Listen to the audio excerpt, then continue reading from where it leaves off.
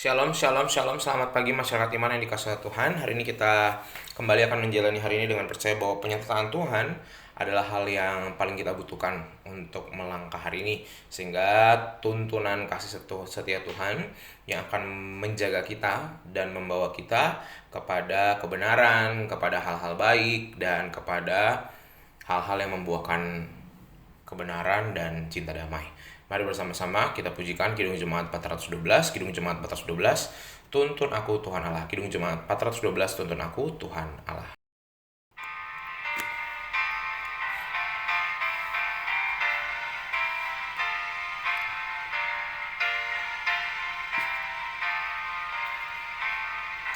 Tuntun aku Tuhan Allah lewat gurun dunia.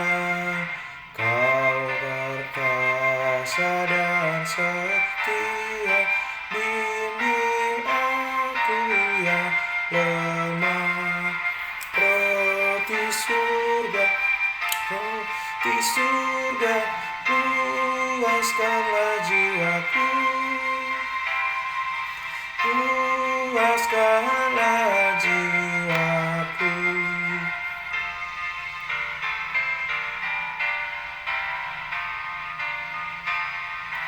Buka sumber air hidup, penyembuhan jiwaku, dan berjalanlah di muka dengan Tuhan awanmu. Juru selamat, juru selamat, kau perisai hidupku,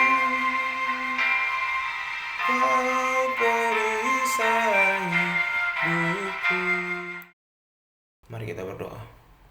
Tuhan, kami adalah orang-orang yang mencoba memahami bahwa hidup ini tidak mampu kami hadapi sendiri. Ada begitu banyak hal yang harus kami lindungi dan kami jaga, dan kekuatan yang dari Tuhan yang paling kami butuhkan.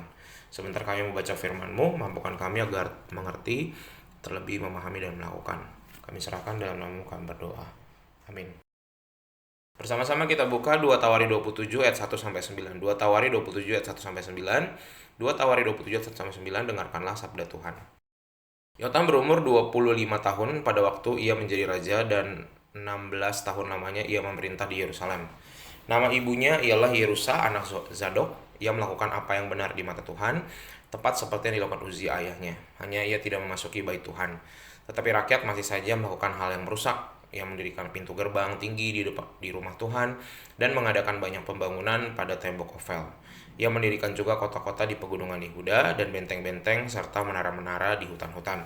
Ia berperang melawan Raja Bani Amon dan mengalahkannya, sehingga pada tahun itu juga Bani Amon membayar kepadanya 100 talenta perak, 10.000 kor gandum, dan 10.000 kor jelai.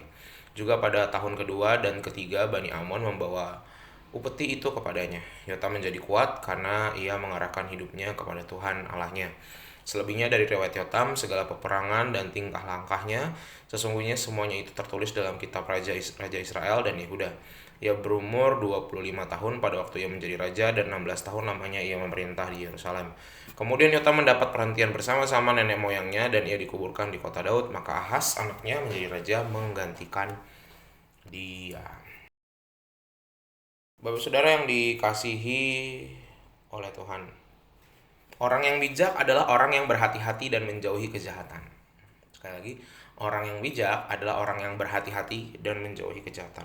Ini dikatakan di Amsal 14. Maka dapat dikatakan bahwa dalam bacaan kita, Yotam termasuk orang bijak, sebab ia tahu membedakan mana yang benar dan mana yang tidak.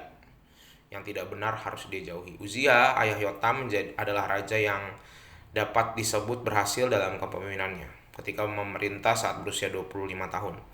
Yotam meneruskan apa yang telah dilakukan ayahnya yang menurut catatan Alkitab yang benar di hadapan Tuhan. Jadi di bagian penting kan, sama seperti ayahnya telah meniru teladan dari kakek Yotam, yaitu Amazia. Jadi ya, raja itu ada baiknya ada buruknya. Nah, dia meniru yang baiknya. Banyak hal yang dilakukan Yotam pada masa pemerintahannya, dan Alkitab mencatat bahwa semuanya itu terjadi karena Yotam setia kepada Allah. Walaupun Yotam dia itu hidup di bawah eh, didikan ayahnya, tapi dia cukup kritis. Ada hal-hal yang baik dilanjutkan, yang enggak, yang kurang baik tidak dilanjutkan. Dia tidak menelan bulat-bulat apa yang dia lihat dalam hidup ayahnya. Dari bacaan kemarin kita tahu bahwa Uzziah Yotam itu telah melakukan hal-hal yang nggak disukai. Jadi ada yang baik, tapi juga ternyata di akhir-akhir jadi nggak baik gitu ya. Dan itu Tuhan nggak suka. Nah, setelah melihat itu, anaknya justru memahami, oh berarti nggak boleh nih. Contoh kayak kemarin dia mengambil tugas imam, padahal Tuhan mengkhususkan itu hanya untuk keturunan Harun. Nah, dalam hal ini Yotam menunjukkan perubahan dan kemajuan.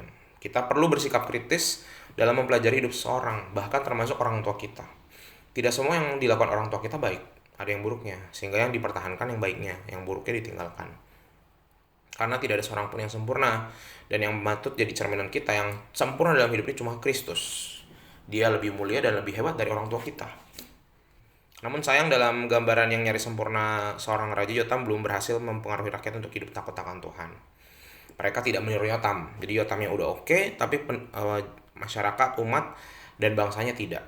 Kita memang nggak bisa menyalahkan Yotam, sebab mungkin saja dia udah berusaha melakukan pembaruan, tapi rakyatnya bersikeras dan hatinya tidak mau bertobat. Ini menjadi catatan bagi kita bahwa bisa saja ya, orang yang kita bimbing tidak mengikuti teladan kita, gitu ya. Jadi kalau tadi ceritanya Uzziah ada buruknya, Yotam memperbaiki, tapi bisa kebalikannya juga, Yotam udah perbaiki, bangsanya dan pengikutnya tidak mengikuti, gitu. Jadi orang yang jahat bisa melahirkan orang baik juga bisa melahirkan orang jahat. Jadi itu kembali ke orangnya, dan itu pilihannya. Ini catatan bagi kita bahwa jangan sampai kita tawar hati, apalagi mundur kalau kita dibesarkan dengan orang-orang yang mungkin nggak sempurna. Orang tua kita punya didikan yang buruk, ada yang lemahnya, tapi kita melanjutkan yang baiknya. Sebaliknya juga, kita didik anak kita untuk jadi baik, walaupun mungkin mereka nggak selalu bisa seperti yang kita harapkan, tapi kita terus berdoa. Ya mungkin bukan dia, mungkin keturunannya, mungkin cucu kita, mungkin orang berikutnya, atau mungkin bahkan bukan keluarga kita. Ada orang lain yang meneladani kita, terinspirasi sama sikap kita yang baik dan benar, maka mungkin yang akan meneruskan kebaikan kita mungkin bukan keluarga kita, tapi orang-orang lain yang kita temui. Sehingga berbuat baik itu jangan berhenti kalau di keluarga kita, di sekitar kita, orang terdekat kita nggak berbuat baik. Jangan, tetap melakukan hal baik, karena siapa tahu kita punya anak-anak rohani lain. Kita akan mempengaruhi orang lain, dan orang lain itu akan meneruskan kebaikan-kebaikan yang sudah kita lakukan.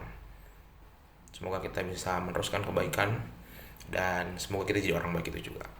Amin. Mari kita berdoa. Tuhan, terima kasih melalui firman-Mu hari ini kami belajar untuk terus menjadi seperti Yotam, menginspirasi dan melakukan hal-hal yang baik. Walaupun kami tahu godaannya besar, tantangannya banyak, tapi kami percaya biarlah hal baik itu kami teruskan dalam pekerjaan, pelayanan, rumah tangga, sekolah, dan apapun yang kami lakukan. Kami serahkan dalam nama-Mu kami berdoa. Amin. Selamat pagi, Tuhan Yesus memberkati, tetap bersemangat.